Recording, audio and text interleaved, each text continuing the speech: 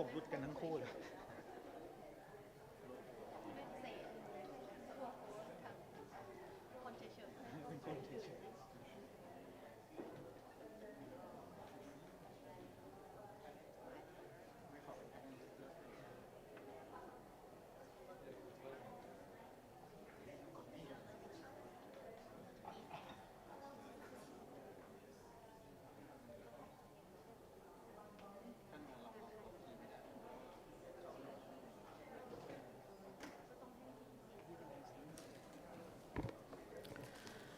Excellencies, distinguished delegates, welcome back. I call the meeting to order.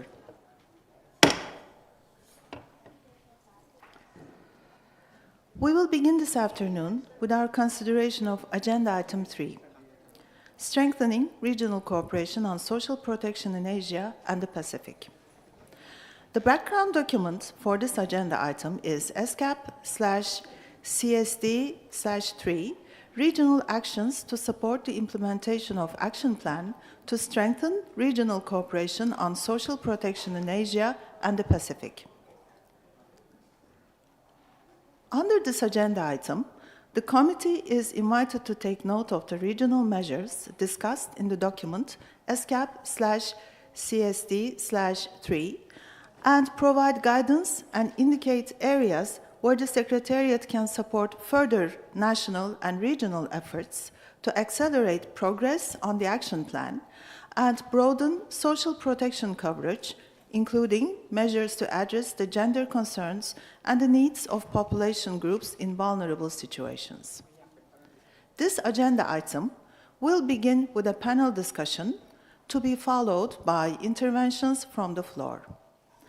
I'm now pleased to invite Ms. Katinka Weinberger, Chief, Sustainable Socio-Economic Transformation Section, Social Development Decision, ESCAP, to moderate the panel discussion on strengthening regional cooperation on social protection in Asia and the Pacific.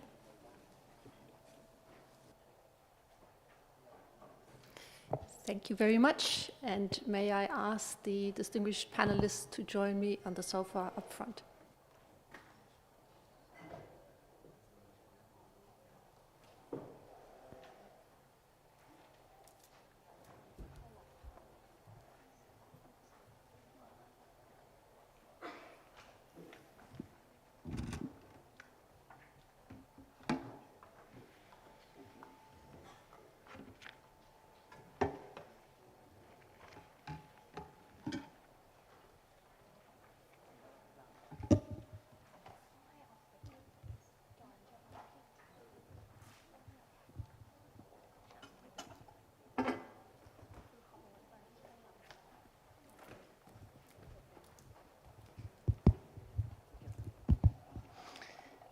Okay, well, again, Excellencies, distinguished delegates, I would very much like to welcome you to this panel, Strengthening Regional Cooperation on Social Protection in Asia and the Pacific, organized to introduce Agenda Item 3.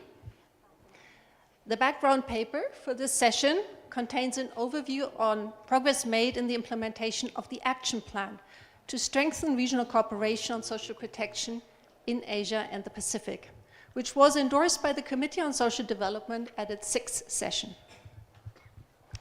The Action Plan serves as a shared vision, strategy, and platform for members and associate members of ESCAP to promote partnerships, peer learning, and the sharing of good practices on social protection.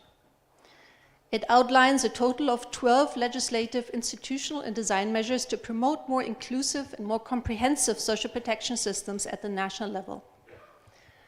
And as the background document outlines, in support of the action plan, the Secretariat has promoted the regional online platform on social protection and has also conducted stock-taking activities to support members and associate members in their efforts to accelerate progress on the implementation of the action plan. Now, as we heard under Agenda Item 2, there has been steady progress in the region on extending social protection coverage. And we're very pleased to see that today 55% of the population in Asia and the Pacific has access to at least one social protection measure. The findings from our national stock-taking exercises, summarized in the background document for this agenda item, corroborate this finding. Really important achievements and accomplishments have been made. Changes to legislative and policy frameworks have enhanced coordination and supported a strategic direction for social protection. Efforts to improve the coverage of non-contributory programs and introduction or expansion of contributory schemes are ongoing. And the digitalization of social protection systems has made administrative processes and services much more efficient and enabled timely responses, especially during the COVID-19 pandemic. Nevertheless, as the background document also points out, challenges remain to achieve strong social protection systems that are adequately funded in a fiscally sustainable manner. And in particular, we identify three megatrends of significance. First, that increasingly social protection is recognized as critical to shield populations not only from life cycle risks, but also covariate shocks such as extreme climate events, and also is crucial in facilitating a just transition away from fossil fuels. Second, considering the rapid pace of population aging, that steps will need to be taken to ensure the fiscal sustainability of old age pensions so that people can age with dignity and autonomy. And third, that data-driven technological advancements are transforming the administration of social protection systems and also the user experience that they provide, but that they also have the potential to cause disruptions, for example, by creating barriers to access for groups in vulnerable situations or unsettling the labor market through automation. As these global megatrends evolve, we would like to ensure that the action plan continues to effectively support regional collaboration on social protection, because clearly governments require knowledge and capacity to respond effectively to these trends, to ultimately support a just transition to a sustainable future. And with this in mind, we have invited several panelists from around the region, representing governments as well as work organizations and think tanks, to share with us their views on priority actions the region should take to strengthen social protection systems. And let me just very quickly introduce them to you.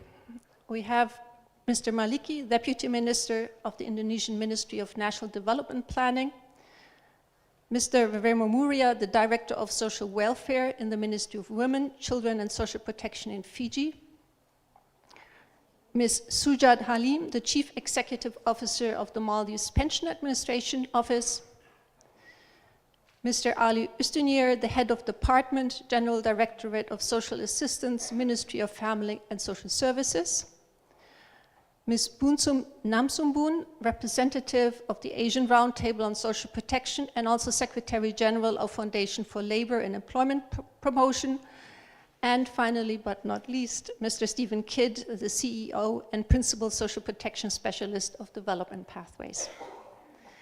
And without much ado and further loss of time, let me now address my first question to His Excellency Mr. Maliki, the Deputy Minister of Bappenas, who has worked extensively on poverty and development issues, including the design and formulation of the long-term care system, action plan for people with disability, social protection reform, action plan for adaptive social protection, and development of social economic registry.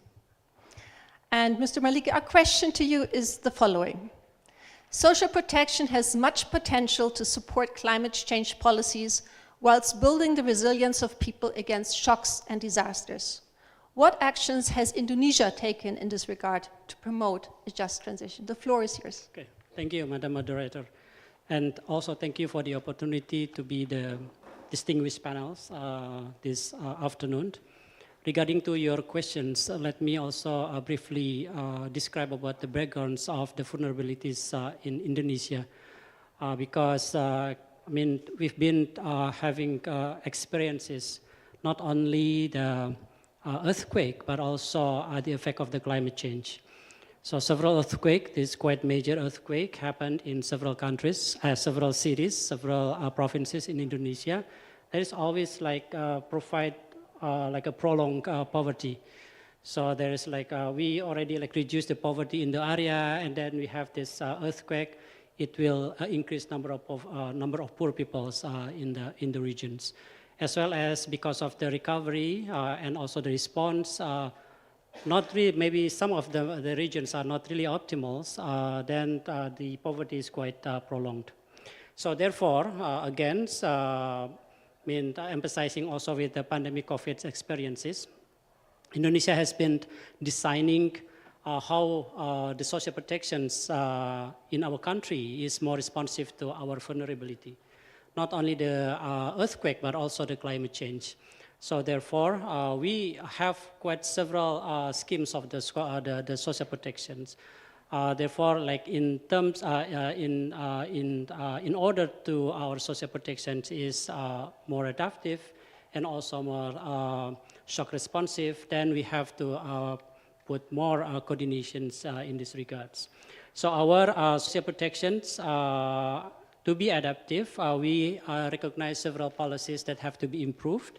We have to strengthen the resiliency and preparedness of the people and communities around the vulnerable area. So we already map the whole regions in terms of their vulnerability, not only for the earthquakes, but also the climate change. In this case, especially on the floods, yeah, because some of the regions is really vulnerable to the floods. And then we also are providing sufficient social protections when emergencies happen. And then the third one is how to policies to accelerate recovery and prevent prolonged poverty post-catastrophic event. So therefore, I guess with these three urgent reform, we need to have adaptive social protections that modify actually from the current social protections.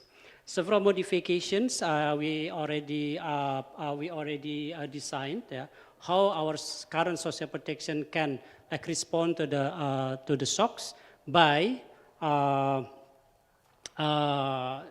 changing some of the schemes.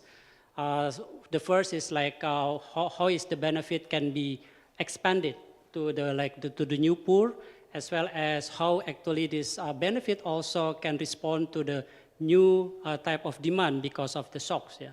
So therefore, we don't only respond to the coverage or to the expansion of the coverage, but also the benefit.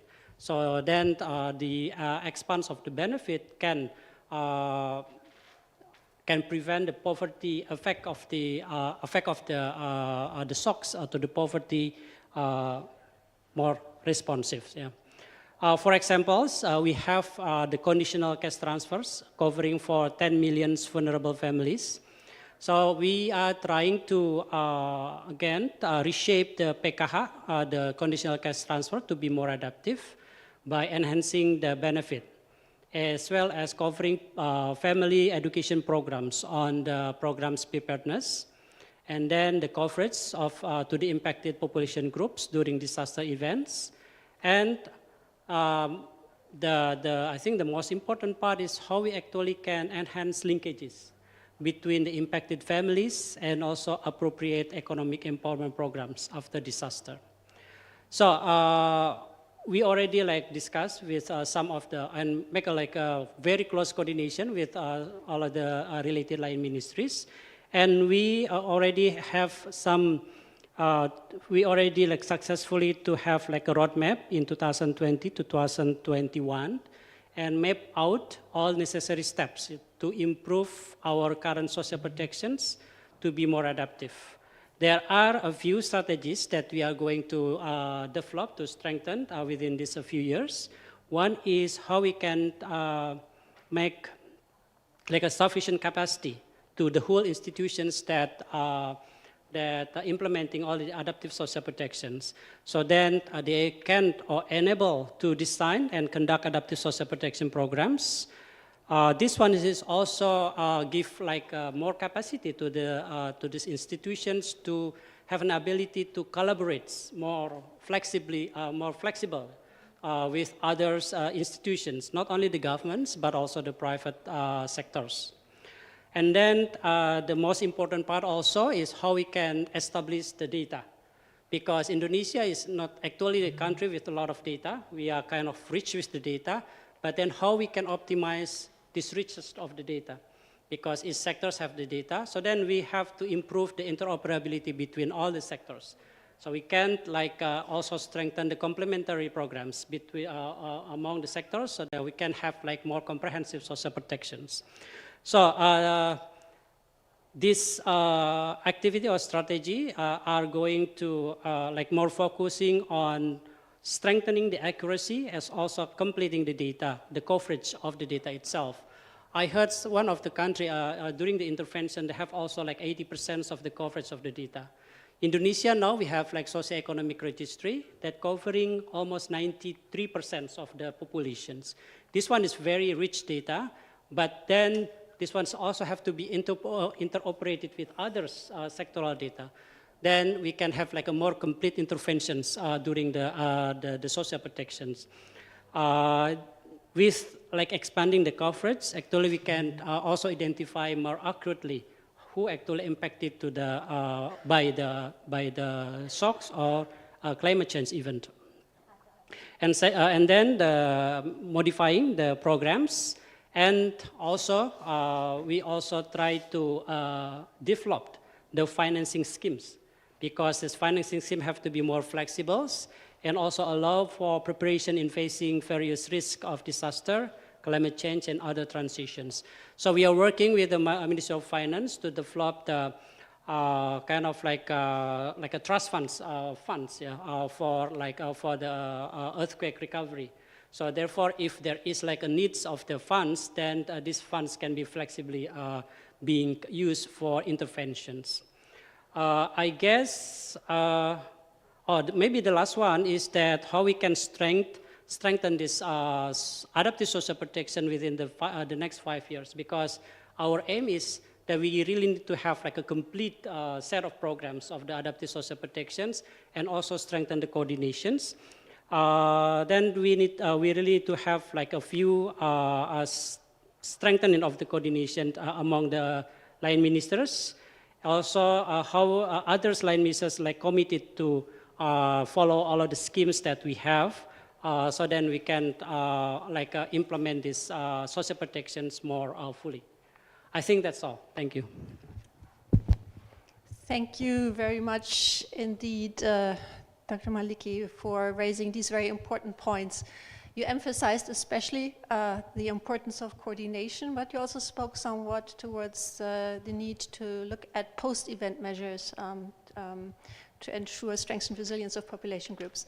And finally, you mentioned the adequacy of coverage and benefits to address those at risk of new risks in particular. And I think that gives us a very nice segue into our next intervention by Mr. Veremo of Fiji, who as a director of the social welfare department has overseen social protection design and reform as issues related to gender and aging. So, Mr. Muria, how has climate change influenced the evolution of the social protection system in Fiji, and what importance do you see in the approach of adaptive and shock-responsive social protection to ensuring your population is protected in times of need?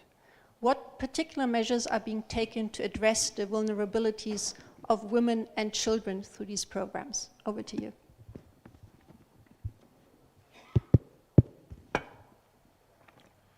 Thank you, moderator. I believe, first of all, I thank you for the opportunity to be here. And just for the record, Fiji is still not there yet in terms of social protection, but we are currently working with development partners and attending forums and workshops like this to learn a lot of best practice that we can implement back at home. But to respond to the questions that is in front of us, I believe climate change has really given us a wake-up call to move away from the traditional social protection system towards a more dynamic and resilient social protection system. And in the bid to do this, Fiji is currently moving towards adaptive and shock-responsive social protection system. So systems are crucial because they can quickly respond to environmental shocks, ensuring that vulnerable populations are supported when disaster strikes. Just to do a bit of deep dive on how this is facilitated in Fiji, I believe we have a set of policies and programs aimed at preventing and protecting all people against poverty, vulnerability and social exclusion throughout their life course by promoting efficient labor markets, building resilience to manage social and economic risks such as unemployment, sickness, disability, old age and exclusion. So the government of Fiji has a comprehensive social protection program and is currently working with development partners to strengthen the social protection delivery through improved targeting, coverage and adequacy in development of a comprehensive integrated social protection management information system. For Fiji at the moment, we are currently handling our social protection records manually, and even all the processes are manual. So we are trying our very best to digitize all our records, which is our top priority at the moment.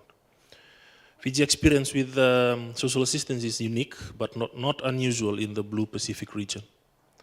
Fiji has a rich cultural tradition that have helped communities care for most vulnerable for a long period of time.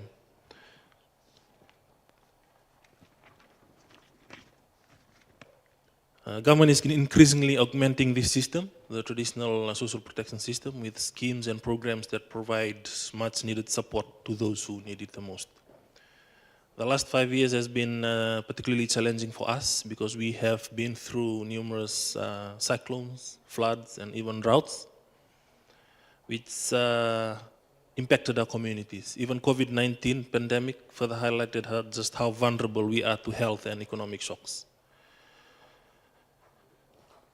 There have been difficult times in the Pacific, but we continue to demonstrate our resilience. The experience in this room is a testament to the many ways in which our countries and communities have responded. The government of Fiji currently invests in a range of recurrent social protection programs to protect its people well-being and build resilience across the life cycle. I believe in one of the past sessions I was sharing on the social protection in Fiji. It dates back to the 1920s. And at that time we call it the destitute allowance, and it was only given to the elderly that came to Fiji through the indentured laborers. But in the 1950s, we continued to expand it and include other Fijians who are also vulnerable. But fast forward to now, we have a total of 6 social protection programs. And the first one is the social pension scheme, which covers the population that are 65 years and above, and it is also pension tested.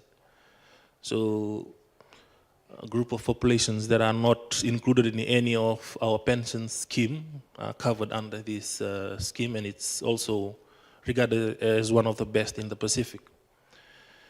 We have our disability allowance scheme that support those with severe functional limitation in meeting their needs. And we have the CAN protection allowance for vulnerable children below the age of 18. And in this area, we are also exploring universal child benefit options. That is a work in progress for Fiji as well. We also have the family assistance scheme where we are using the PMT, and at the moment we are also working with development partners in trying to review the PMT so that it's updated and it goes with the current changes that we currently have. We have the food allowance for pregnant mothers, and this is to incentivize early access to reproductive health care by providing food vouchers and allowance to expectant mothers during pregnancy. We also go as far as providing transport assistance scheme to subsidize the travel costs for older persons and persons with disabilities. And on top of that, we have the welfare graduation program to reduce dependency on welfare, and for our recipients to find feasible pathways in terms of training, income generating activities, and sustainable employment. So our existing social protection platform is expanded vertically and horizontally with cash transfers during times of crisis. Women and children often face heightened vulnerabilities such as the risk of displacement, loss of livelihood, and increased care responsibilities. But Fiji has implemented cash transfers program without any discrimination to ensure that the most vulnerable, including women and children, have the resources needed to recover from disaster shocks. The provision of dignity kits, safe spaces at evacuation centers are additional support to the target groups. The Ministry of Women, Children and Social Protection has expanded its child services units into a Department of Children on its own. And we also, during natural disasters, Fiji have a cluster system. And my ministry is the chair of the Safety and Protection Cluster. And this is how we are trying to mainstream social protection during emergencies. So the Department of Social Welfare is the chair of the Child Protection and Emergency Committee. And the Department of Women, also under the same ministry, is the chair of the Gender-Based Violence in Emergencies. We are also the chair of the cash working group that ensure proper coordination and support through cash transfer, assistance to the affected communities, monitoring, communicating, and preparing the communities accordingly. So in here, we are complementing each other's effort and not duplicating it. And under the Adaptive Social Protection Strategy, we are also looking into anticipatory actions and parametric insurance, and ways in which we can utilize the existing social protection platform to provide timely response. And Fiji is also believe that the Pacific Island countries are facing similar challenges as part of those small islands countries. Our challenges are quite similar, so we came up with the idea of social protection community of practice in the Pacific. And we hosted the first meeting in September 2024, where 14 countries participated in learning and sharing the best practices in the social protection space specific to the Pacific. Benak. Thank you very much, Mr. Muria. Despite your disclaimer up front that the work on social protection is in progress, I think you shared quite a number of innovative practices with us, which I believe are valuable lessons for many countries facing the same set of challenges from extreme weather events and climate change that you experience in Fiji. And clearly the social community of practice that you have created for the Pacific is an important step forward in making that exchange easier and facilitating that exchange. I am now very pleased to invite Ms. Sujat Halim, the CEO of the Maldives Pension Administration Office, who has been at the forefront of efforts to introduce a sustainable and modern pension system in the Maldives and played a key role in the implementation of the World Bank's Pension and Social Protection Administration project in the Maldives. Ms. Salim, as you are aware, Asia and the Pacific is aging recently, and we heard a lot about it earlier today. The Maldives has ensured income security for its old age population through a multi-pillar pension system comprising a contributory pension and universal social pension.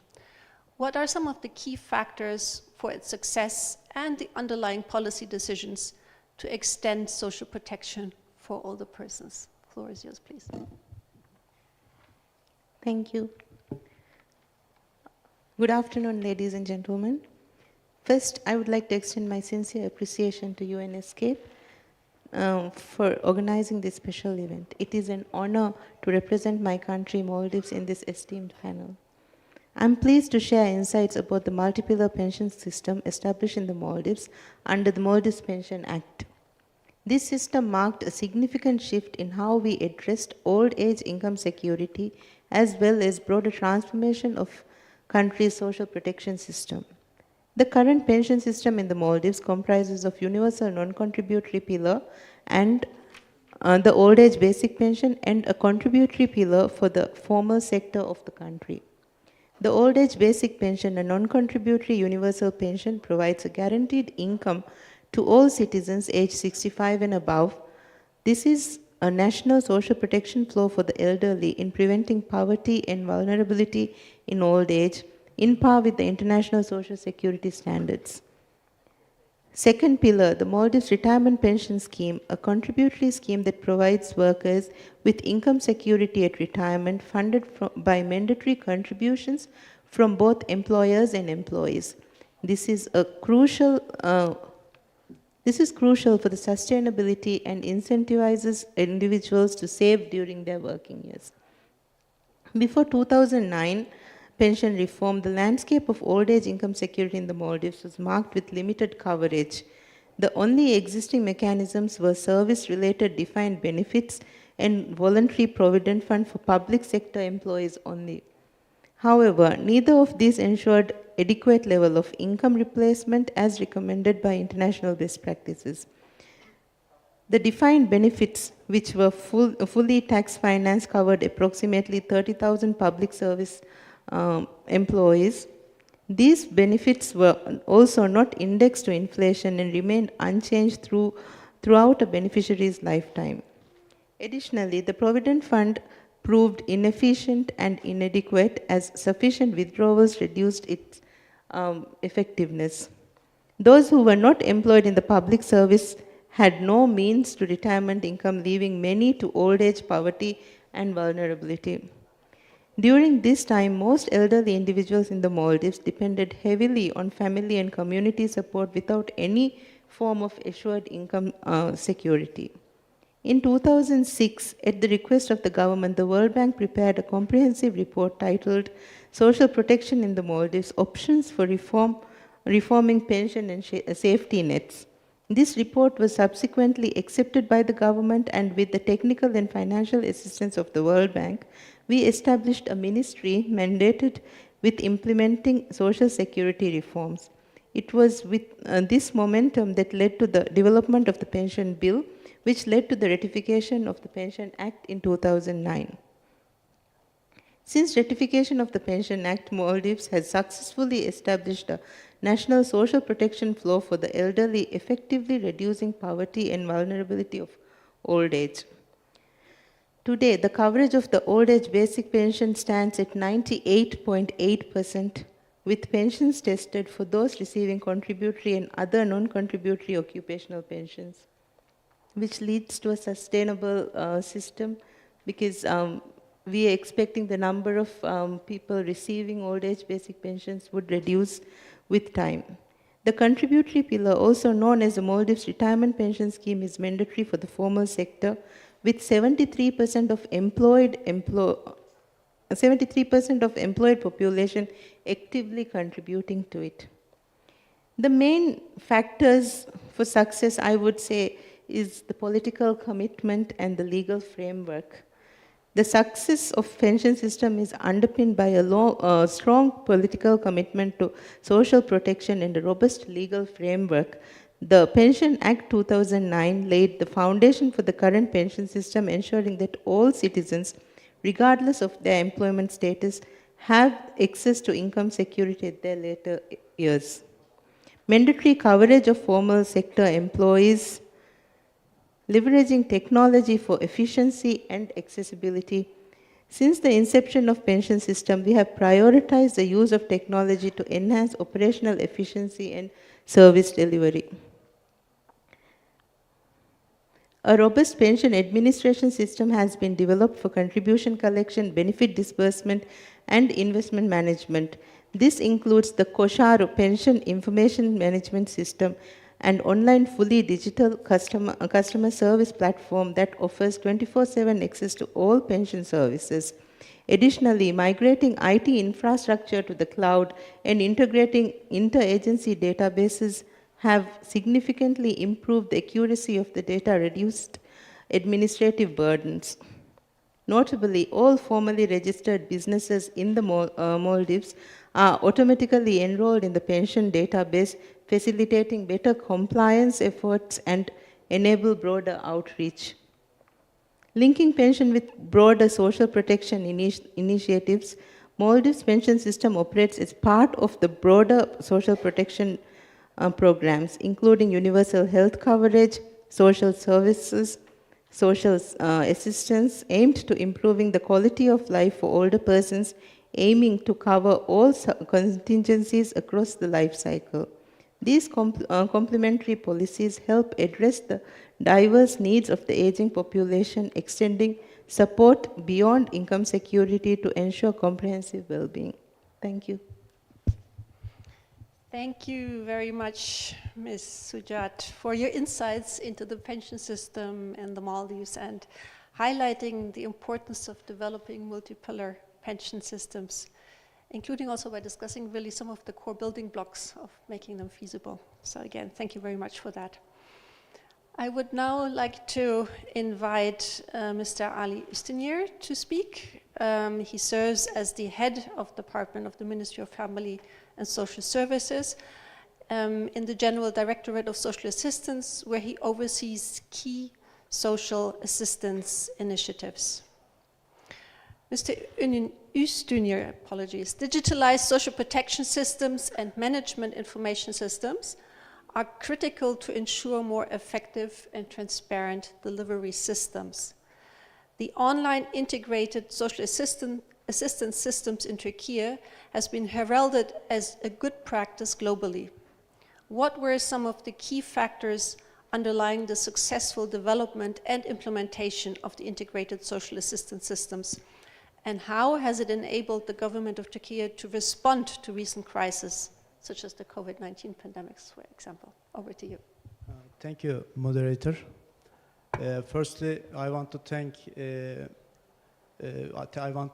thank you for hosting us on behalf of Turkish Ministry of Family and Social Services. Let me give some background information about our integrated social assistance system in Turkey. On the administrative level, we act as the regulatory body in the center as the ministry, but on the local level we have more than 1,000 social assistance and solidarity foundations located in all districts of Turkey. So this eases us to use both central knowledge and local knowledge in order to define eligibility in terms of means testing criteria. Let me give some features of our systems that enabled us to be as an exemplary example in the globally practice. First and foremost, political ownership was very crucial for the development of our system. From the outset, the establishment of system was a national priority for us.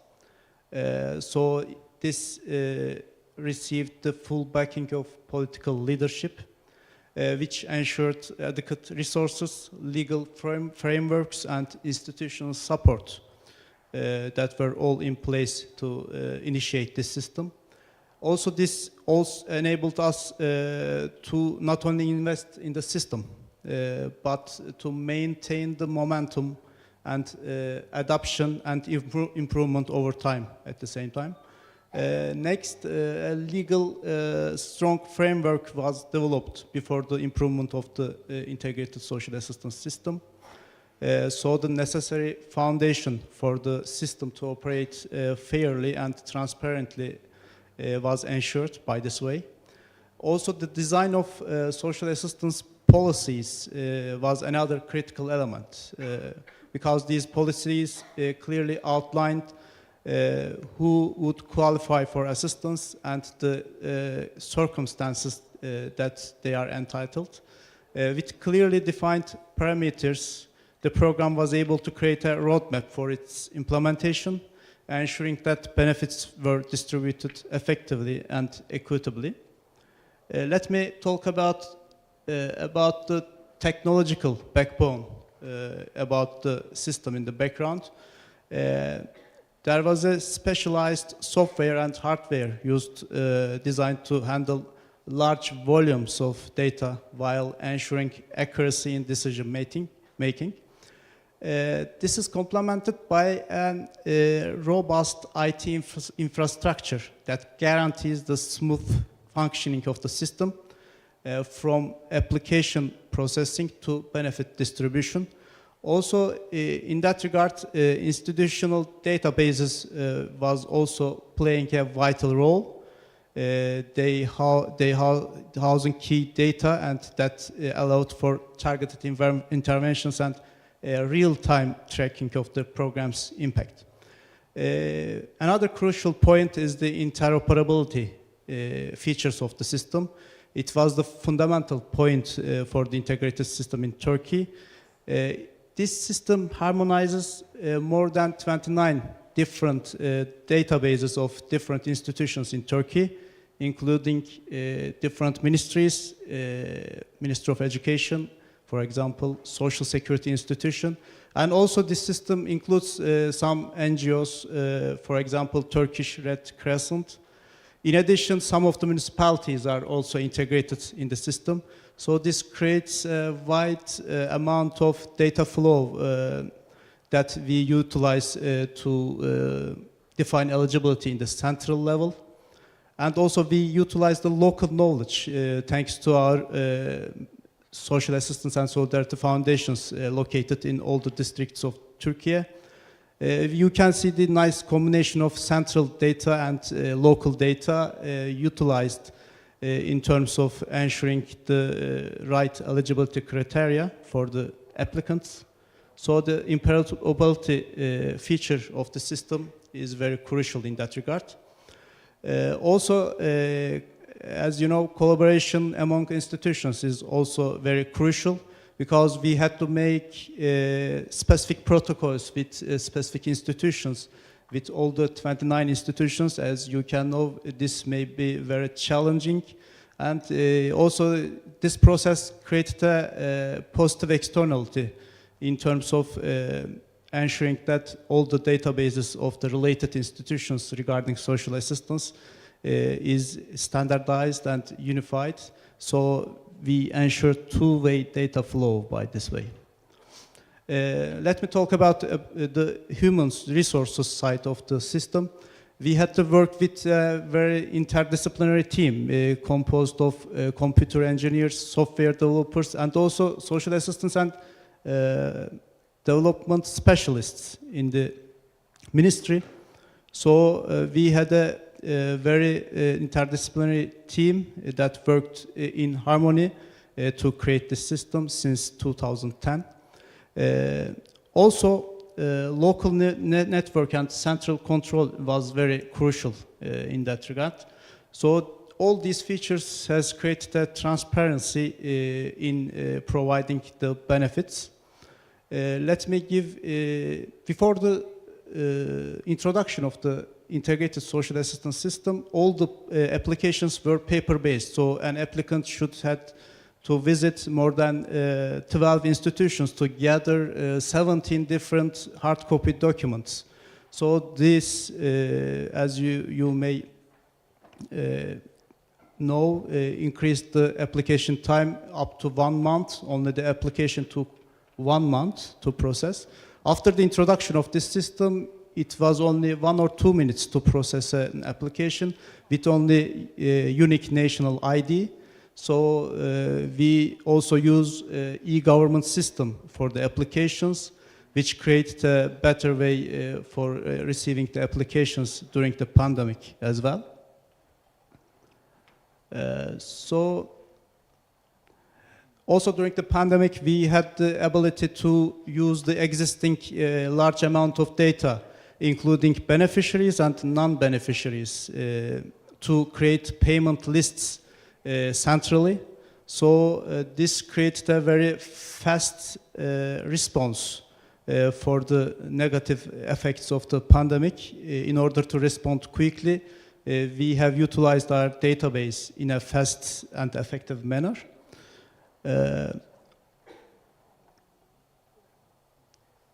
So, in summary, this shows how a well-designed digital infrastructure supported by political commitment, collaboration, and adaptability is effective in terms of providing social protection and assistance. Thank you.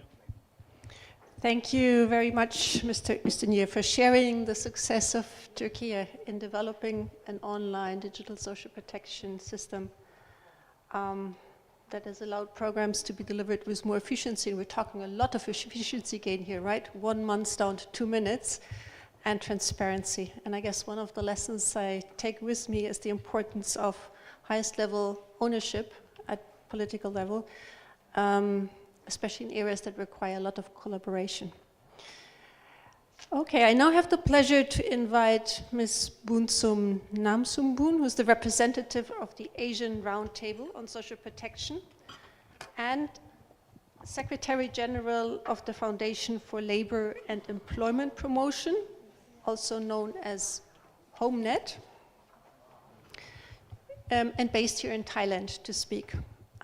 Mrs. Nam Sumbum is a researcher and community development worker based in Bangkok who has worked with informal workers for more than 30 years, including on social protection for home-based workers and public health advocacy.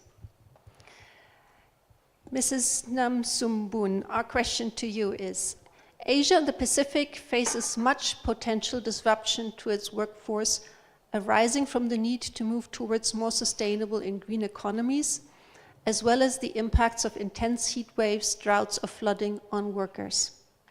The majority of the workforce in the region is informal and unprotected. What priority actions do you see are needed to ensure a just transition for workers in Asia and the Pacific? Over to you. Okay, thank you very much.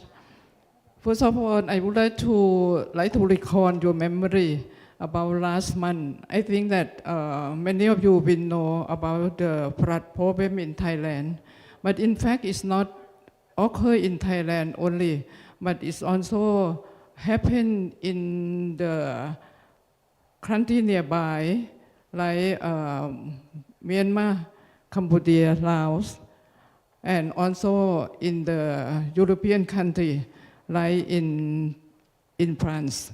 So why I mention this one? Because I would like to show you that this situation is remind us that the climate emergency is a concern of all, not just only one person or one country. Thus, workers have the right to know, to be consulted, to be active participant in the design and implementation of just transformation and just transition program. When the disaster is happening, the informal workers are the most affected. Like in the northern part of Thailand, even there is no flood anymore, but still have a big problem about the much that is a lot, and then they have to solve the problem. When we are talking about the just transition, ILO give the meaning that just transition means cleaning the economy in the way that is as fair and inclusive as possible to everyone concerned, creating decent work opportunity and leaving no one behind. When we are talking about leaving no one behind, I think that the informal worker have to be included because 60% of the global labor force, which is more than 2 billion workers, are informal workers. Let's see that our laws also have a meaning of just transition, that transition is to better life.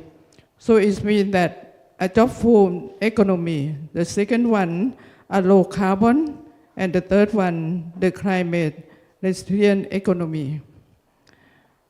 Thus, if the transportation program leads to joblessness and homelessness for the worker and community, the transformation program becomes unjust, even if the program is carried out in the name of cleaning. We have the example in the Philippines. If you go to the Philippines, you will see that there are a lot of jeepney. So they have one program called Pinoy Jeepney. The new jeepney requires that the jeepney have to have air condition, GPS, CCTV camera, Wi-Fi, and also automated care correction system. So this is cost, the new jeepney is about 1.6 up to 1.8 million peso, which is the jeepney owner cannot afford. This is one example to see that if we want to solve the problem, but it seems that the people concerned did not be in the part of planning of the program. I would like to show you that the World Social Protection Report it's from this year, 2024, up to 2026, mentioned that 3.8 billion people are still entirely unprotected from life's challenges and the impact of climate change. So I think because of this, because of big number, I think that the universal social protection for all is a priority action that we have to do. When we are talking about universal social protection for all, it means that we emphasize on universality, comprehensiveness, inclusiveness, and quality for all people, regardless their age, gender, economic, employment, and citizen status, religion, and location. Due to our last meeting in April this year, it means that 40 local organizations and networks, we agree that our laws have the objective is recognized as a strong and effective network representing the voice of working people in Asia. So we come out with 5 outcomes. The first one is ALOS effectively engage with UN and intergovernmental body and national authorities. The second one, ALOS has the capacity and is taking action to engage and influence policymakers at the national, regional, and global level. The third one, research is used to inform and influence the debate on social protection for working people in Asia. The fourth one, ALOS undertake joint regional advocacy and campaign on key social protection issue for working people. And the last one, ALOS membership are strengthened and allies are increased. So each outcome, we also have the several activities to be able to reach each outcome. So I will talk later. Thank you very much. Thank you very much, Ms. Namsumbum, for highlighting the urgency to build the resilience, especially of informal workers, if we're going to protect the majority of our workforce against the impacts of climate change, as well as the potential fallouts from climate policies. As you said, climate change affects everybody, and it's important to keep the informal workers in mind. And you also presented some very concrete action points on how this could be achieved. Thank you for that. I would now like to invite Mr. Stephen Kidd, CEO and Principal Social Protection Specialist at Development Pathways, to speak. Mr. Kidd has for over 3 decades supported robust strategies and effective delivery in social development and social protection, actually across the globe, and has also led different social protection work, policy at HelpAge International, and a development program in Paraguay. Mr. Kidd, as you know, achieving social protection for all is a key target under the SDGs 1.3.1. What evidence do you see in Asia Pacific of countries moving towards meeting this aspiration? And what are some of the key actions the region needs to make this aspiration a reality? Over to you. Thank you, and thank you for the invitation to speak here, and congratulations on the great report that ESCAP has just produced. I recommend it to everybody to read it and sort of learn how to build universal social protection systems. But if we take ourselves back to a little bit just in history, COVID-19, right? COVID-19, one of the big conclusions that came out at that time is that all countries need to build universal social protection systems. That was the key conclusion. Those countries that did not have them in place were in a much worse situation in terms of responding to COVID-19. Impacts on economic growth were much deeper in those countries compared to those that had universal systems and were better able to respond. I think unfortunately, although there's been, I think in the data saying some slight expansion in sort of social protection, I think what I hear most when I travel around the world and work in countries is a change in the discourse. Discourse to say, well, there's no fiscal space anymore, potentially as a result of the greater debt that was taken on during COVID-19. And so, as a result, we're not actually going to implement the conclusions that the world came to during COVID-19, that we have to implement universal social protection systems. And I think what we need to do, I think, to change this is to change the narrative, right? I think it's really important when we talk about leaving no one behind, about helping the poorest members of society. That's obviously important. But I think what we have to remember, if we build effective social protection systems, that they're an absolutely critical component of any sustainable economic growth agenda, right? And economic growth is going to deliver the greater government revenues and tax that we'll be able to use to invest in tackling climate change, providing much better public services, building infrastructure. So we need to change this narrative and ensure that the real decision makers in government understand that this is the case. It's no surprise that or it's no coincidence that some of the most successful economies in the world are those that have invested the most in universal social protection. We need to learn these lessons that help them generate this kind of economic growth, not only from just putting cash into your economy to create markets for entrepreneurs to sell their goods, has significant multipliers, helps you invest in your children, in your workforce to provide much higher skilled workforce. It helps people deal with risk. And if they can deal with risk, they're more likely to invest in higher return activities. And it can support economic transitions, right? Difficult economic transitions, just like is going to happen with climate change as some countries have to shift their industries. Importantly, social protection can help build the social contract. It can help build trust in government.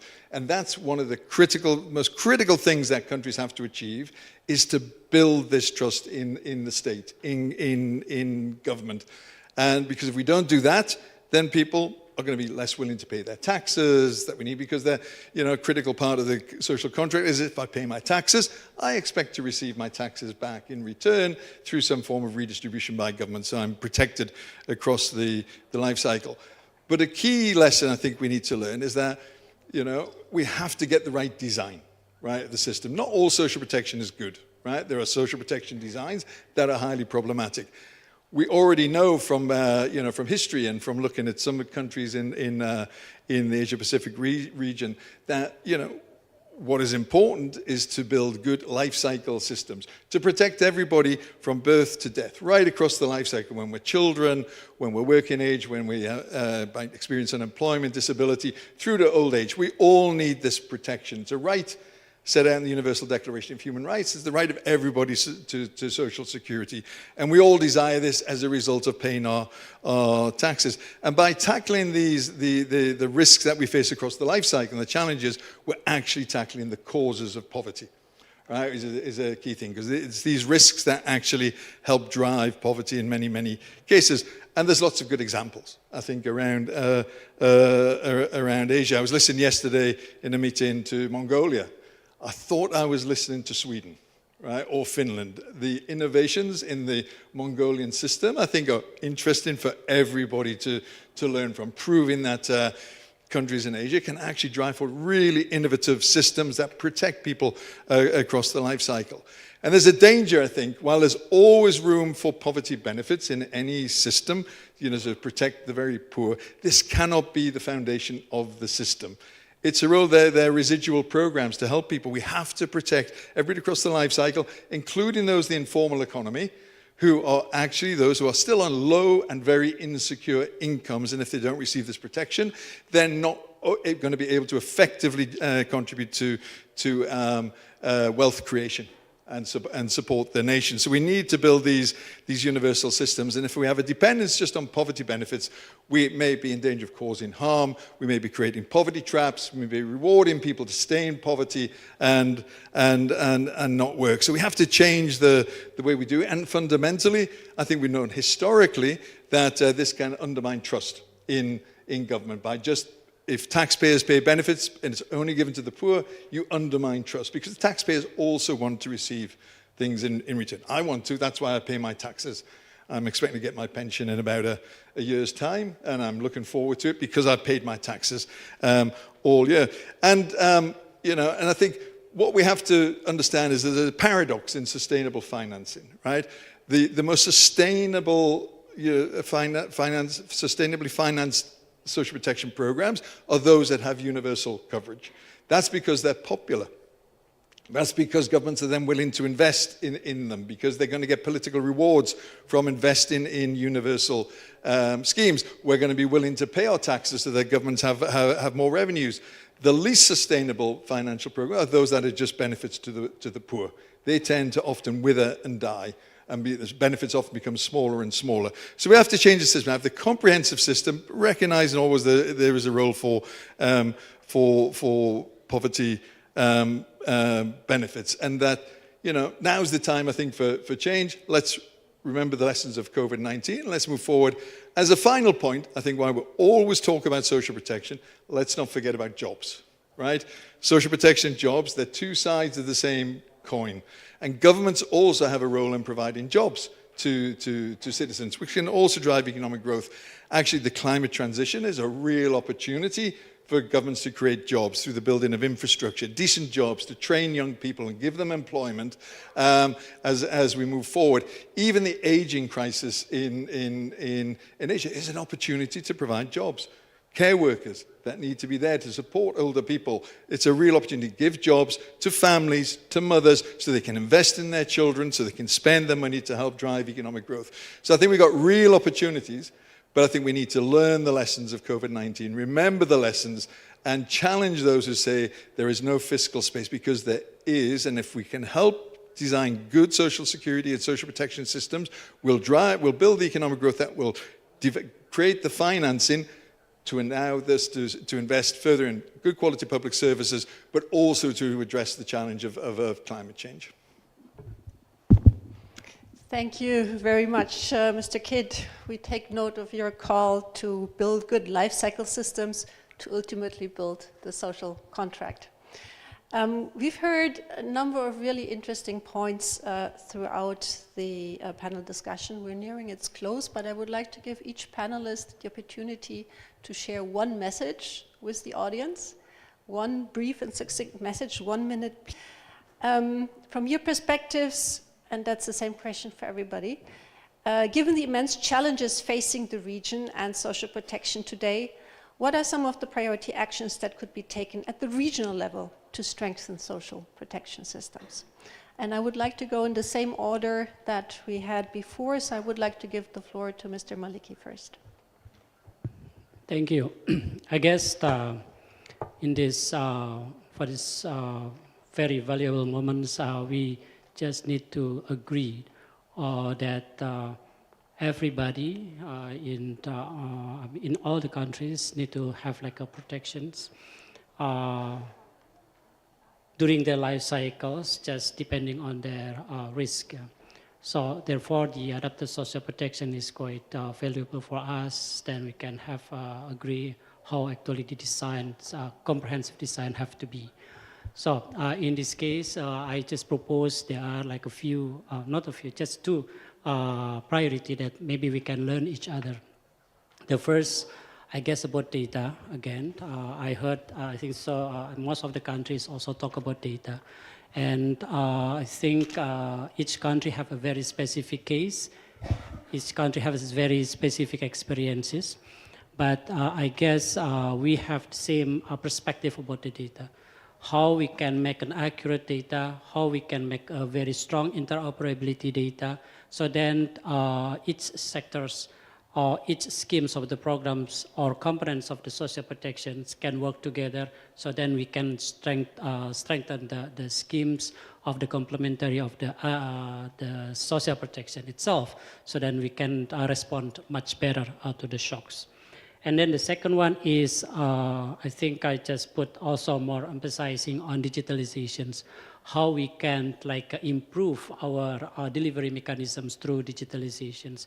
Because I guess through digitalization, we can respond much faster, we can respond much better, and also we can respond much more accurate. However, there is some challenges in terms of digitalization if there is like a very big shock. I guess in this case, we have also to learn from each other's country how we can handle these challenges. Thank you. Thank you very much, Mr. Maliki. Mr. Veremo Muria, can I ask you please, on your perspective? Thank you. I believe we all heard the call from Mr. Stephen to move towards universal social protection. But in terms of Fiji and the regional corporations, we have a wish list.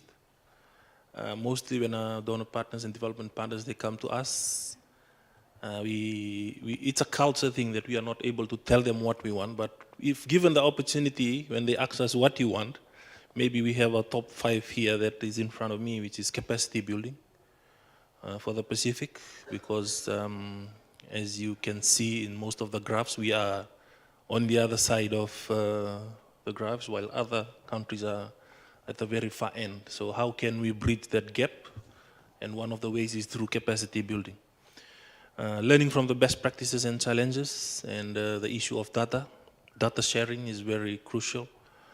Technical support, and peer-to-peer learning, just like we are currently doing. Thank you. Thank you. Thank you very much for these perspectives. Ms. Sujat Halim, over to you. Thank you. Like Mr. Kidd rightly pointed out, we need to learn from what we learned in COVID.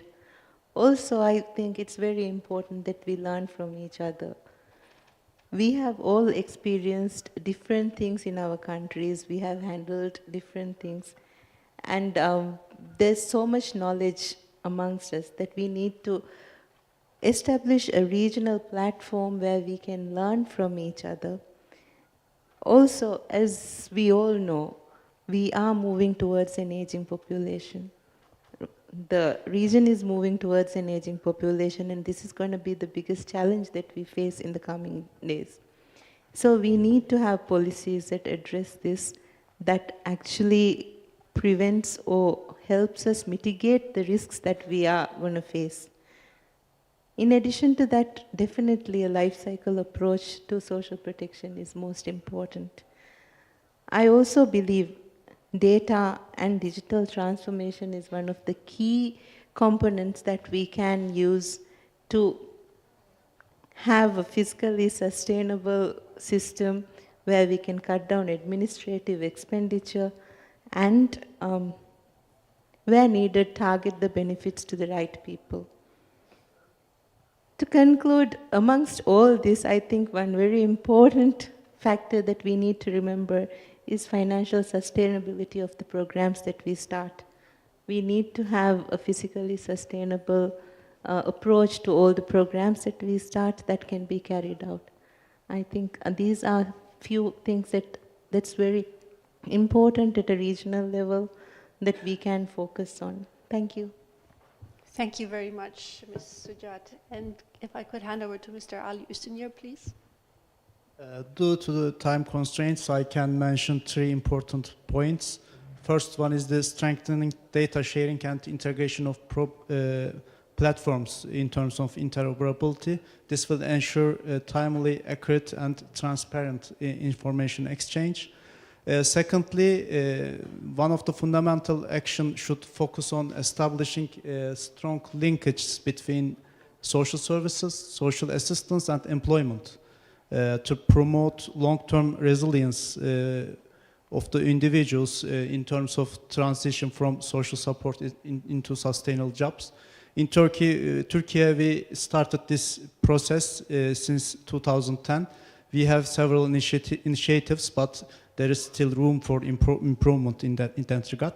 Lastly, enhancing shock responsiveness of social protection systems is crucial, also for quickly adapting to crises like natural disasters, climate-related risks, and economic shocks, which calls for safeguarding the most vulnerable target group across the region. Thank you. Thank you very much. And Kun Bunsum, over to you. Okay. I have about 3 points. The first one, I think that the answer from the environment problem is concerned to each of us. So I would like to see that the way to solve the problem is really serious and then we have to make it in order to prevent and to solve the problem. The second one is our dream that we would like to see the universal social protection for all. Even it's not easy, but we have to start it now. And the third one, AROS is the organization, is the network that we are working with many countries in Asia, especially in Asia. So we will continue our activity as planned in order to reach about 5 outcomes that we already agree. Thank you very much. Thank you. Thank you very much. And Stephen, last word to you. Yeah, very good. I think it's to repeat a lot of what people have said is about sharing experiences. But I think we have to recognize there are some real jewels, areas that we can learn from, programs in countries that we can learn from in the region. We don't have to look outside. I already mentioned Mongolia. Surprise, who thought we have such a great system there? Who wants to learn from that? We have we've heard about the Maldives pension system, I think, which is really good. Nepal has a fantastic pension system, the equivalent to what you find in many high-income countries, generous pensions, reaching everybody. I also think in the region, it's about lesson learning from high-income countries in the region, because when they started building their universal systems, they were actually poorer than most countries here were. So I think we have to learn from that. I think learning from the Pacific, I think there's interest in. I would say in Fiji, be very impressed. Fiji, over the last 12 years, has really expanded its social protection system, its life cycle system, driven by the Fijian government, not by development partners. I think there's learning there. Kiribati has some really interesting programs there. They have a program that's actually providing support to most of the working population, most of those in the informal economy. Let's learn from that. And I think alongside this, just my last point, I think then a research agenda on actually some of these really good practices that actually nobody actually invests in, and showing how they're working and how they're developed. And I think that would be really good, a sort of regional research agenda focused on these jewels that we can learn from and that we can spread it out to everybody else. Thank you. And I have to say, you actually took the words out of my closing statement. I also wanted to say that what we heard today were some really excellent examples, and it shows that there's a lot of capacity in the region. And clearly there's a lot to learn from each other, but I think maybe as a last word, it leaves me optimistic. We've seen increases over the past couple of years, and I think going forward we will expect to see even better progress being made in terms of a move towards nearly universal social protection. With that, let me close the panel, thank our panelists for their excellent interventions, and I think I will hand it back to the chair. Thank you very much.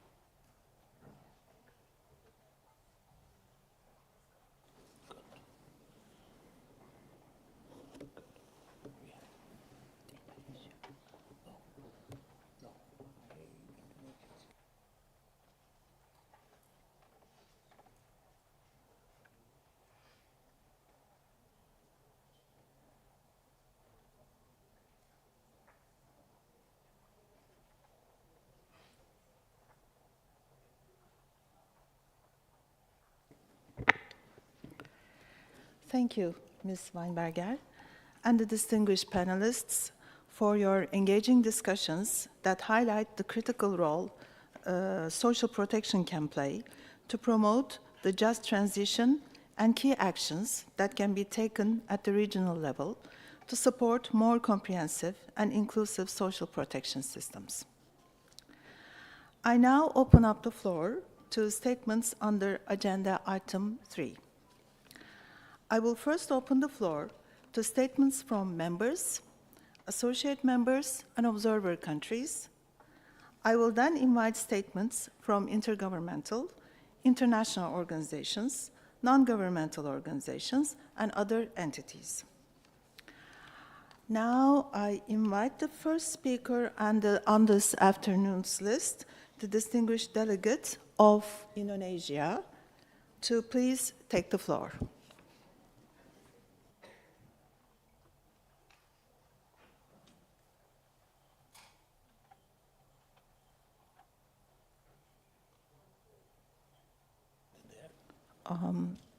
The distinguished delegate of Indonesia? Okay, so we move on now, then we'll come back. Okay, now on my list is the distinguished delegate of Cambodia. Please take the floor is yours. Thank you, Madam Chair.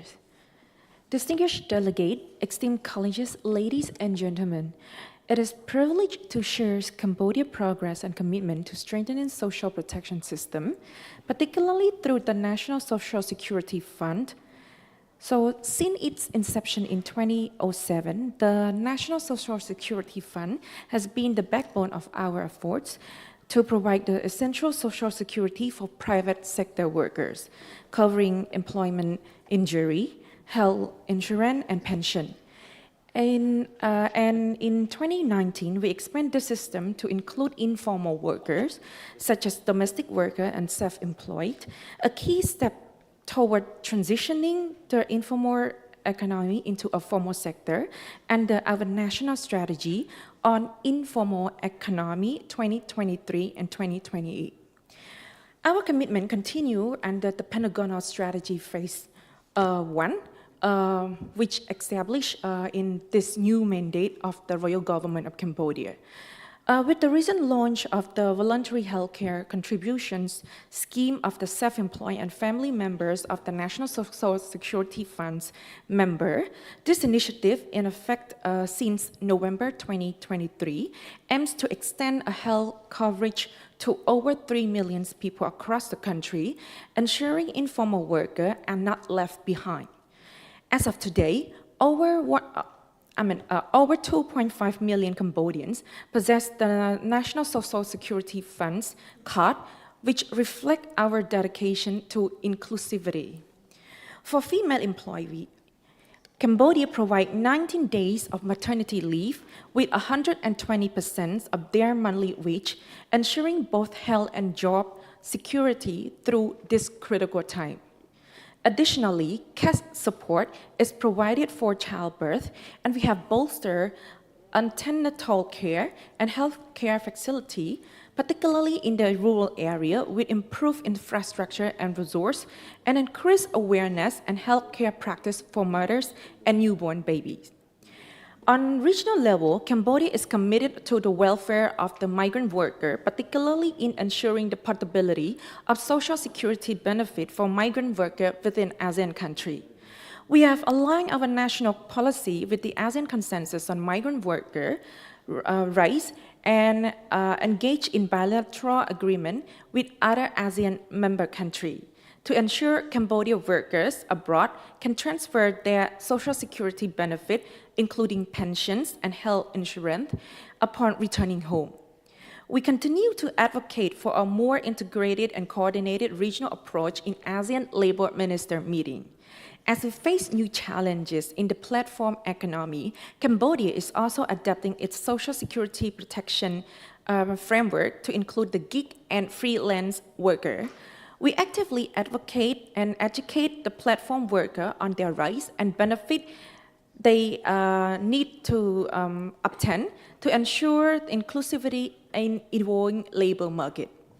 Regional cooperation is essential for advancing social security in Asia and the Pacific. We believe that mutual collaboration, sharing best practice, and enhancing awareness will fortify our collective effort.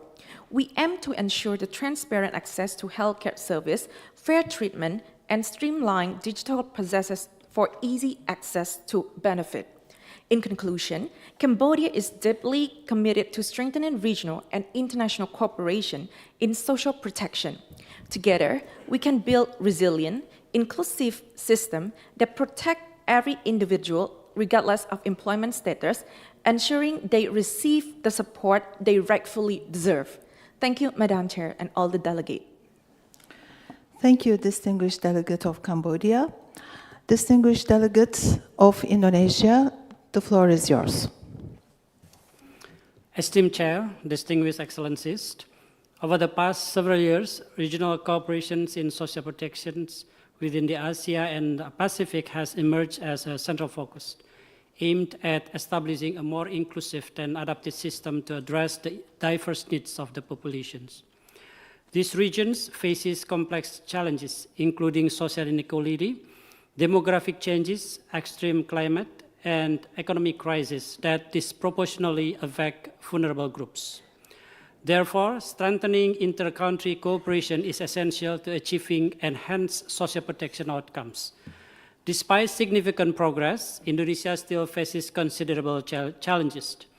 Many still live in poverty.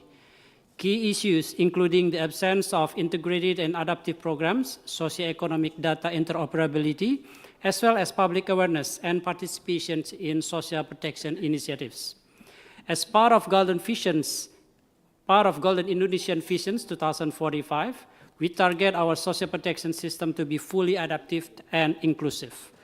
Starting in the next 5 years, for this vision, we envision a future in which Asia and the Pacific nations collaborate to create a fair, sustainable, and responsive social protection system that protects especially on children, women, older people, people with disabilities, and other vulnerable groups.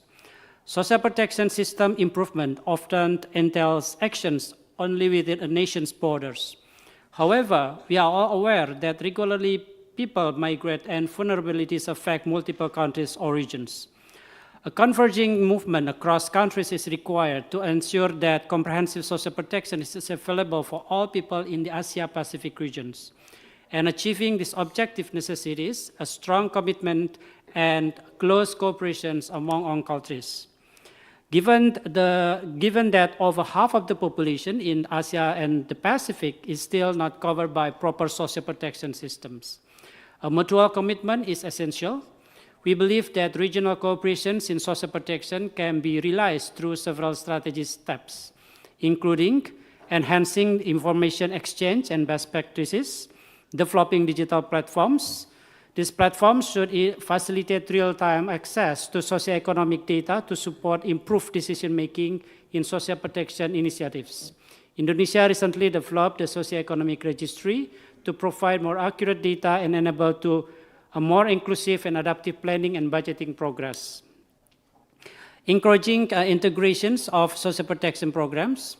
Indonesia is committed to developing a more integrated approach for social protection, economic empowerment, disaster and climate change mitigations, and infrastructure programs. And the last one is promoting investments in social protection system and human resources. We believe that enhancing regional cooperations, mutual understanding, and integrated actions will help build a more robust and responsive social protection system. I encourage all member states to actively participate in this collaborative approach as we work together towards sustainable development and a future where no one is left behind. Thank you. Thank you, distinguished delegate of Indonesia. The next speaker on my list is the distinguished delegate of the Philippines, whom I now invite to take the floor. Thank you, Madam Chair. In 2019, the Philippines adopted its Enhanced Social Protection Operational Framework, which defines the 4 major components of social protection as social insurance, social welfare, labor market interventions, and social safety nets. In 2023, to guarantee inclusive and sustained economic growth under our Philippine Development Plan for 2023 to 2028, the Social Protection Floor was adopted. The Social Protection Floor laid out strategic initiatives to ensure comprehensive income security and universal health care for all children, the working age population and the elderly, providing everyone guaranteed access to social protection programs during various life cycle shocks and risks. Our president, President Marcos, recently issued an executive order instituting our food stamp program, Walang Gutom 2027, to decrease the incidence of involuntary hunger. We have also instituted the Pagkalinga program, a social protection measure for adolescent mothers and their children. Our Trabaho para sa Bayan plan, it's Jobs for All, has been included as part of the UN's Global Accelerator Initiative. Existing programs such as unemployment insurance, livelihood programs, reintegration programs, and the portability of benefits for Filipino migrant workers and insurance subsidies for workers in the informal sector were streamlined to guarantee income security for persons of active working age and to prepare the country in the imminent aging of the Philippine population projected to be reached by 2030. We are also implementing active and healthy aging programs as well as social pensions for older persons. These evidence-based programs are supported by the population data collected regularly during censuses of population and housing and our community-based management system that collect data for all local government units. To support the action plan to strengthen regional cooperation on social protection in Asia and the Pacific, the Philippines showcased its flagship poverty reduction program, the Pantawid Pamilyang Pilipino program, during Cambodia's recently concluded Social Protection Week 2024. We also have an existing South-South cooperation partnership with Indonesia on family planning, maternal health and nutrition, adolescent reproductive health, and gender. During the UN Commission on Population and Development session in New York in April this year, we initiated discussions with Thailand and Malaysia for partnership on aging.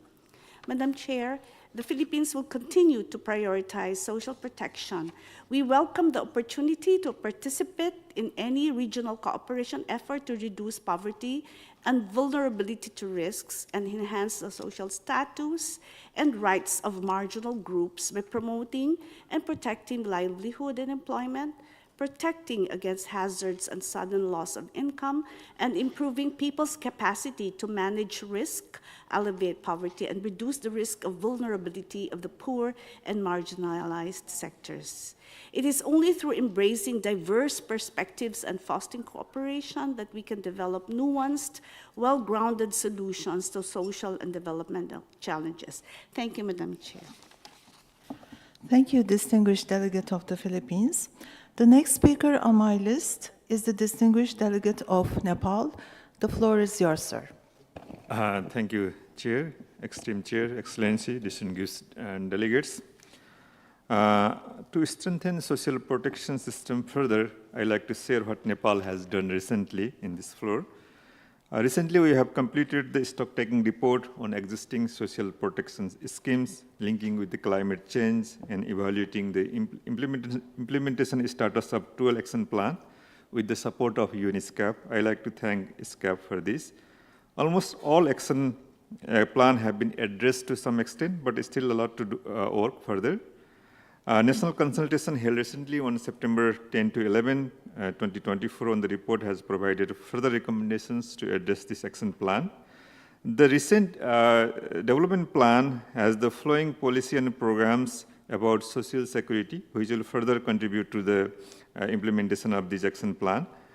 First is amending the laws and regulations related to social security, facilitating the living of everyone by integrating and managing the current structure and system of social security, implementing effectively the integrated national social security framework, expanding the scope of social protection through contribution-based social security, transforming and diversifying the amount of social security fund as a safe investment and deploying it in the productive and job creation area, providing employment service to the poor and unemployed citizens, and to develop skill and competency according to the demand of the labor market, increasing access to the productive social security to eliminate duplications and making its resiliency, encouraging financially able people to voluntarily forego social security allowance and pension, continuing and expanding the social security of foreign employment, a self-employed person, abroad and informal sectors, and self-employed workers domestically,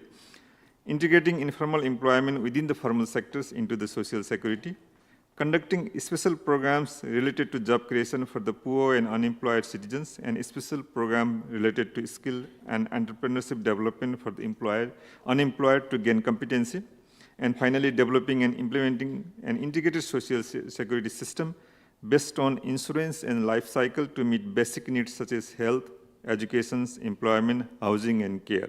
Thank you very much. Thank you, distinguished delegate of Nepal. The next speaker on my list is the distinguished delegate of the United Kingdom of Britain and Northern Ireland. The floor is yours.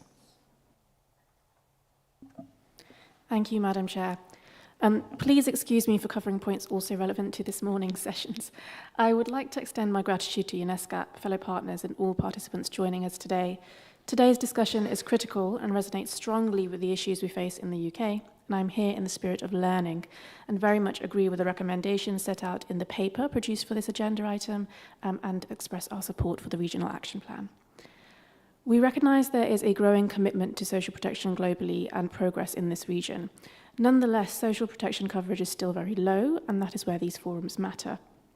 The UK has been focused on strengthening social protection systems around the world, increasing coverage, quality and domestic financing, building more inclusive systems, particularly for women and girls, persons with disabilities and displaced population, and recognising the role of social protection into building people's resilience to climactic shocks and sudden onset and protracted crises.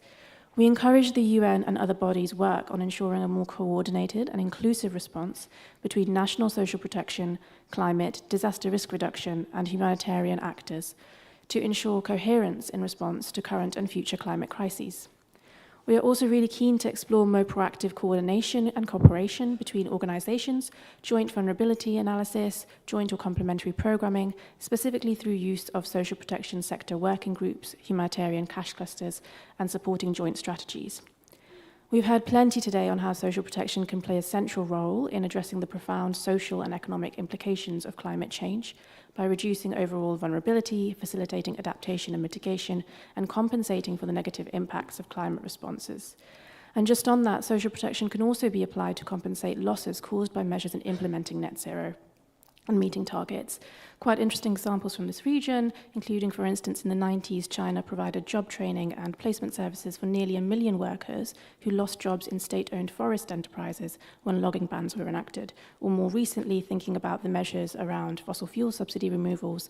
For example, in Philippines, a simulation showed that in implementing a carbon tax without any compensation would dramatically increase poverty, but compensating low-income households through targeted cash transfer programs could decrease poverty significantly. Even in more mature social protection systems, as our panelists just now mentioned, there is insufficient attention to their value in managing negative impacts on climate change on people, introducing new risks. On disability, the UK prioritises ensuring protection policies and programmes are rights-based, promote the voice of people with disabilities, and take into consideration the diversity of disability and support needs. And thank you very much to our OPDs participating today. I have learnt a lot. The side event from Japan just at lunchtime also emphasised the need for advocacy in this space.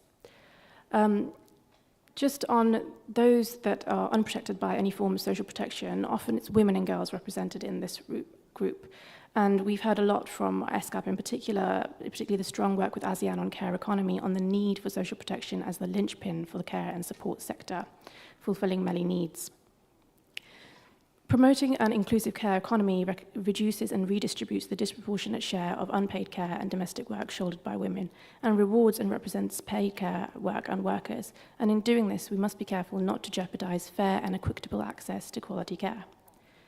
In terms of our domestic commitment to care economy, the UK recently published a guidance note on unpaid care and domestic work, and that outlined comprehensive strategies on how the government will recognise, redistribute and reduce unpaid care work, working across sectors, including infrastructure, health and social care, and engaging with public and private sectors. I am running completely out of time, so I will just move to the end and say that we are really eager to build strategic partnerships with Asian and Pacific countries here. We've got a number of upcoming research with UNICEF in particular. We're looking for specific country context roundtables, building on some work that we led last year. Please do come and approach me for further information. The UK is really thrilled to be here, as I said, so we support the regional collaboration here in addressing the challenges around social protection, and together we think we can create a more resilient and inclusive future. Thank you. Thank you, distinguished delegate of the UK. The next speaker on my list is China. The floor is yours. Thank you, Chair, and distinguished delegates. The development process of social security agreements goes hand in hand with the process of economic globalization. They effectively protect the social security rights and interests of multinational enterprises and workers, greatly facilitate international economic and trade cooperation and personnel exchanges, and become a crucial coordinating mechanism for international social security affairs. At present, China has officially signed social security agreements with 12 countries, including Germany, South Korea, Denmark, Finland, Canada, Switzerland, the Netherlands, France, Spain, Luxembourg, Japan, and Serbia. Among them, 11 social security agreements have come into effect, one after another. The signing and implementation of bilateral social security agreements facilitate international economic and trade exchanges and personnel interactions, effectively protect the social security rights and interests of Chinese outbound workers, effectively reduce the social insurance payment burden of Chinese enterprises abroad, and play an important role in China's overall situation of opening up.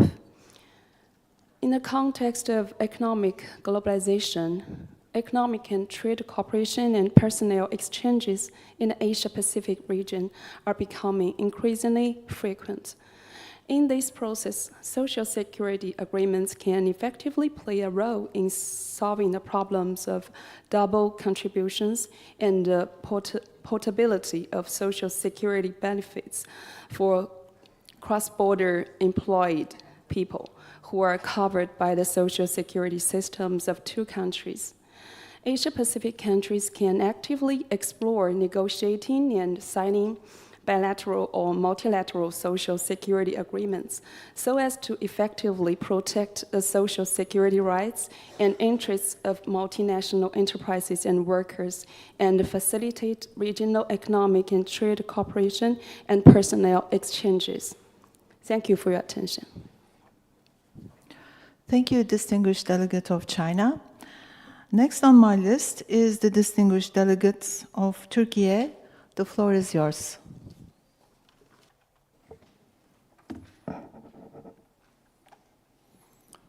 Thank you, Honorable Chair, distinguished delegates, and ladies and gentlemen. It's my pleasure to address this esteemed committee on behalf of the Republic of Turkey. As a nation deeply committed to social protection, we recognize the importance of creating robust, inclusive, and responsive systems that ensure well-being of every individual. Turkey has long adopted a comprehensive approach to social assistance, addressing not only immediate needs, but also fostering long-term economic resilience, as well as contributing to the achievement of the Sustainable Development Goals. Turkey has been delivering social assistance and social protection to all corners of the country through over 50 thematic programs targeting vulnerable groups such as women, children, persons with disabilities, and the elderly. Additionally, our integrated social assistance system, launched in 2010, ensures transparency, efficiency, and equity in the distribution of assistance, utilizing digital technology to verify eligibility and reduce inequalities in access. The action plan to strengthen regional cooperation on social protection in Asia and the Pacific offers a timely and complementary framework for our efforts as we work towards 2030. In line with the plan's first recommendation, Turkey is committed to ensuring the right to social protection for all, without discrimination, and strengthening the legislation that guarantees this right throughout the life cycle. As we continue to design comprehensive social protection systems, we also ensure our policies are shock responsive, gender sensitive, and aligned with the needs of vulnerable populations. This was clearly demonstrated during the full lockdowns of COVID-19 pandemic and the earthquakes of February 2023, where our social assistance programs swiftly responded to the needs of affected communities. Coordination, transparency, and inclusivity remain central to our approach, as outlined in the action plan. With the help of our integrated social information system, we are able to ensure that social protection is delivered effectively, while public availability of appeal mechanisms ensures accountability. Moving forward, Turkey will continue to strengthen the data management systems in the field of social protection to better monitor progress and identify gaps, as highlighted in the action plan's call to develop national data systems. Moreover, we are committed to sharing our experiences through regional cooperation, peer learning, and knowledge exchange. We see great value in fostering South-South and triangular cooperation to build a more inclusive, resilient, and sustainable future for all. To support the realization of the ESCAP action plan, we also acknowledge the importance of ongoing review and collaboration. We welcome the efforts of the United Nations agencies in consolidating national experiences into periodic progress reports, which will allow for a more comprehensive assessment of the region's advancements. Additionally, the development of a regional platform for peer learning and sharing of best practices among member countries will be crucial in fostering collective progress. Turkey is ready to contribute actively to these platforms, and we look forward to benefiting from the technical advice and capacity building support provided by the United Nations to further strengthen our social protection systems at all levels. In conclusion, we stand ready to work closely with all the regional partners to ensure that social protection systems of the member countries are right-based, shock responsive, and inclusive, enabling every individual to live with dignity and security. Thank you for your attention. Thank you, distinguished delegate of Turkey. The next speaker on my list is the distinguished delegate of Sri Lanka, whom I now invite to take the floor.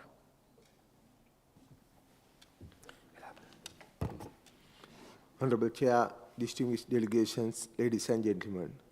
Sri Lanka concerned on social protection, and many actions have been taken by the government following international conventions and treaties. National policies based on strengthening social development through social protection and poverty reduction. Government provide social welfare facilities and introduce several programs to overcome poverty. To protect child rights, Child Protection Authority was established. National Secretariat for Persons with Disabilities, National Secretariat for Elders persons established to make policies and protect rights. Social Service Department was established to facilitate to people with disabilities. Counseling program also conduct for necessary communities. Many institutional arrangements have established for the social protection. Labor Department focus on labor rights. National Action Plan of Environment has introduced to protect the environment from climatic issues, natural disasters, and solutions to be taken for it. Social protection policies have taken several steps to address issues. The Constitution, Acts, rules, and regulations provide legal and institutional support for social protection. Challenges in social protection systems are also common as other developing countries. Regional cooperation is needed to address and overcome those challenges. Current economic crises have adverse effect on social protection programs in Sri Lanka. No real database and information management system to get information to implement social protection programs properly. Data management barriers also exist due to existing rules.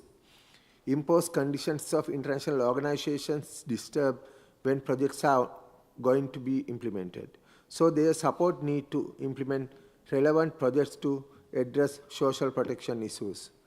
Thank you for all. Thank you, distinguished delegate of Sri Lanka. The next speaker on my list is the distinguished delegate of India. The floor is yours. Thank you, Chair. Excellencies, distinguished delegates, ladies and gentlemen.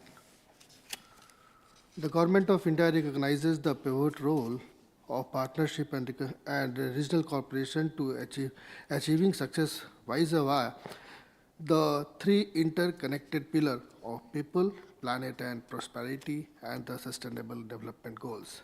India is keen to leverage this estimated platform towards today to pursue regional cooperation of effective policy making, especially on sharing population concerns, trafficking of women and children, hunger and malnutrition, and wide range of other issues witnessed across country in the Asia and the Pacific. We may capitalize on regional cooperation to share best practices and learn from one another through a knowledge exchange and transfer. For instance, Ayushman Bharat Pradhan Mantri Matri Jan Sahyog Yojana is the world's largest public funded health assurance scheme, providing a health cover of Rs 500,000 to 550 million needy and vulnerable population. The scheme has provided 70 million treatments worth rupees 11.2 billion US dollars. An important digital platform for addressing malnutrition in India is the innovative Portion Tracker, a government tool that reaches out to 101 million children, pregnant women, and lactating mothers. Through the Portion Tracker, India has effectively leveraged technology for real-time identification of stunting, wasting, underweight, privilege among children, and last-mile tracking of nutritional service delivery. For women's safety and security, India has a robust infrastructure in place for the safety and protection of right of all women through one-stop center, availing in each district, which provides integrated support and assistance to women affected by violence and in distress, both in private and public space under one roof and facility immediate support, including medical, legal, temporary shelter, police assistance, psychological, and other counseling supports. For women empowerment, convergence model like Sankalp Hub for Empowerment of Women facilitates intersectoral convergence of a scheme and programs meant for women across the federal structure from national to district level.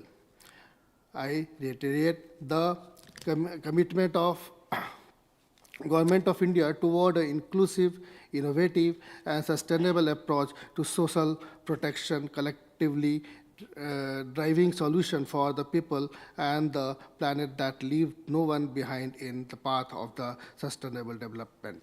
Thank you, Chair. Thank you, distinguished delegate of India. Now we have come to an end of the member states. Are there any other member states who wish to take the floor? Okay, I see none. Now we move on to non-governmental organizations. The first speaker on my list is the distinguished delegate of TSAO Foundation. The floor is yours. Thank you, Madam Chair. Your Excellencies, the latest report, Social Outlook 2024, Protecting Our Future Today, Social Protection in Asia and the Pacific, provides a blueprint on how social protection systems can be improved across the region. The report highlights that poverty and inequality are on the rise again in the Asia-Pacific region. And while social protection as a policy tool has been able to address both challenges, new megatrends, climate change, demographic shift, and digitalization are exacerbating the situation. Therefore, a stronger regional cooperation is necessary to be able to work towards a future where we can collectively safeguard and protect both the people and the planet. But what is even more necessary for Asia-Pacific member states to consider are the following. The resilience and the strength of the older people in Asia-Pacific who we can leverage on to be part of the solutioning. Not all older people will require social protection, and those who will not need should be included in working towards this future. We should also start including the young people of today in this process. Why? Because they are the future older people. While we think of the current vulnerable groups of people, we should likewise invest in making sure that the young of today will not end up the poor and disabled of people of the future. We therefore need to work across generations to achieve intergenerational equity, balancing the needs of today's generation with the longer-term needs of the future generations. Where is the best place to start engaging both the young and the old to be part of this solutioning process? We need to engage them in the communities, in rural and urban areas where they live and work.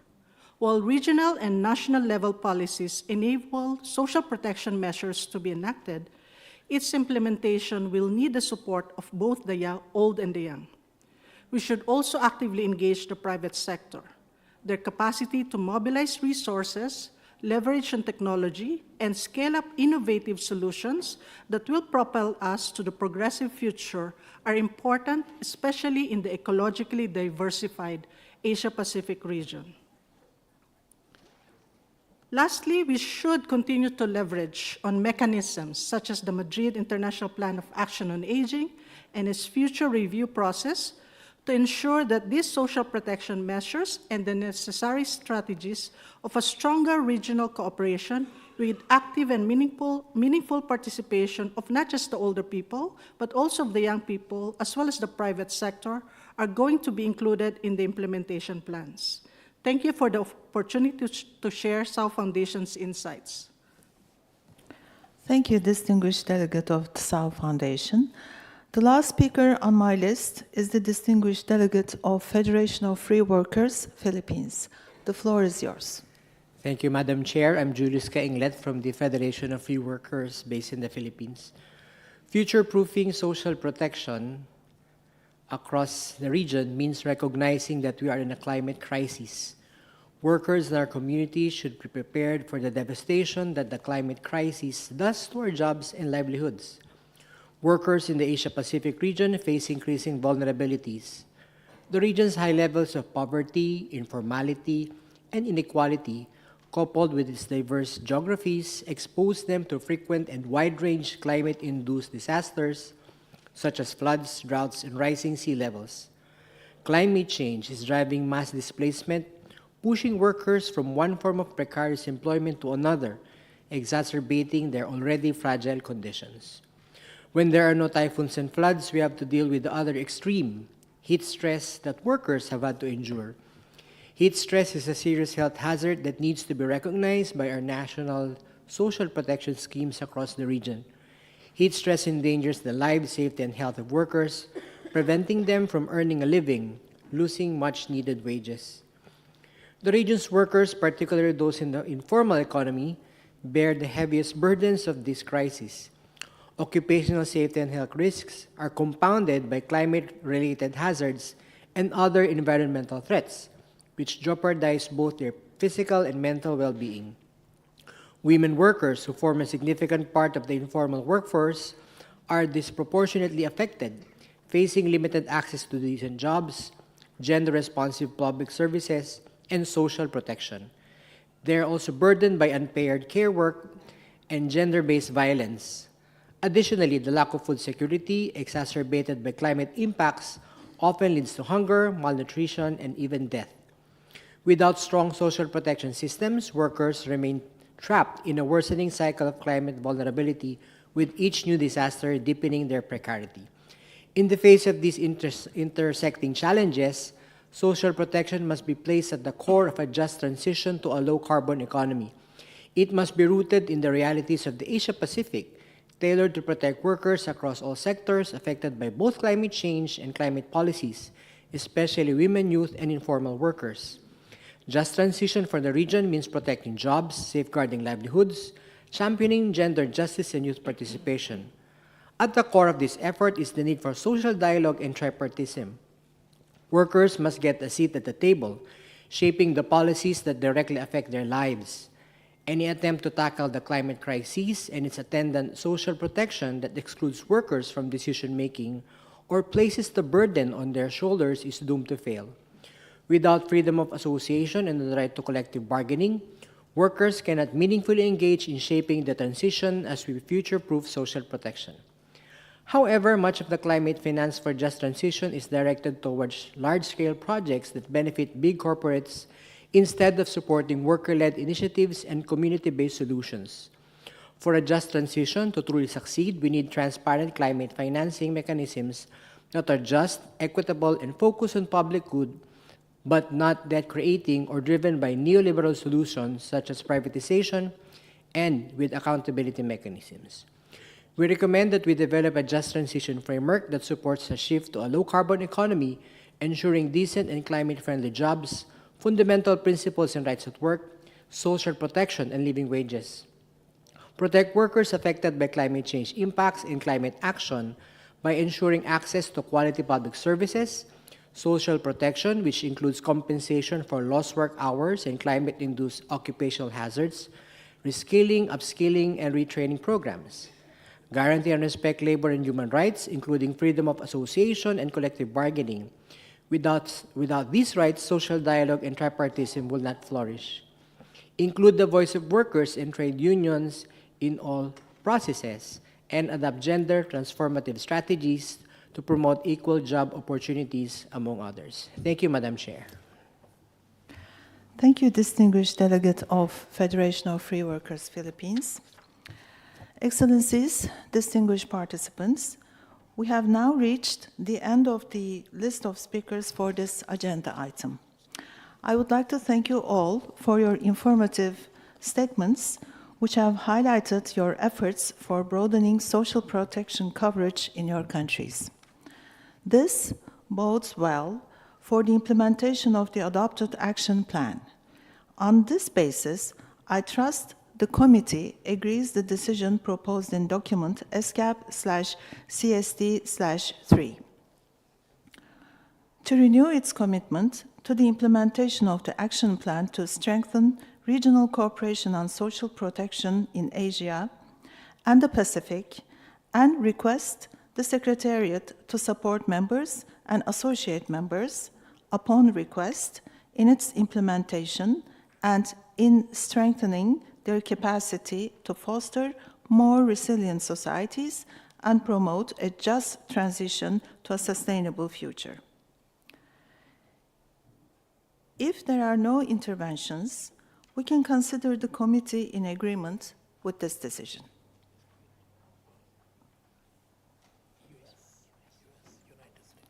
Okay.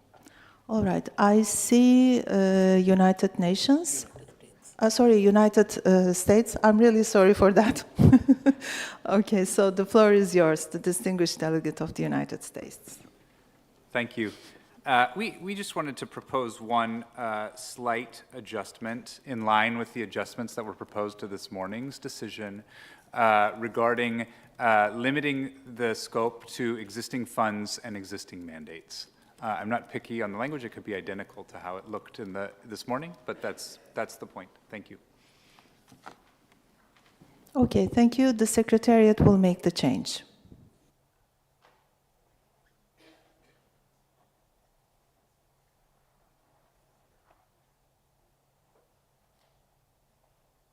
Well, okay, thank you. This now concludes our deliberations today. We will reconvene tomorrow at 9 hours in this meeting room. I would like to invite the MC to provide some housekeeping announcements, if there are any. None. Okay. Well, I see there are none, and declare this meeting adjourned. Thank you so much.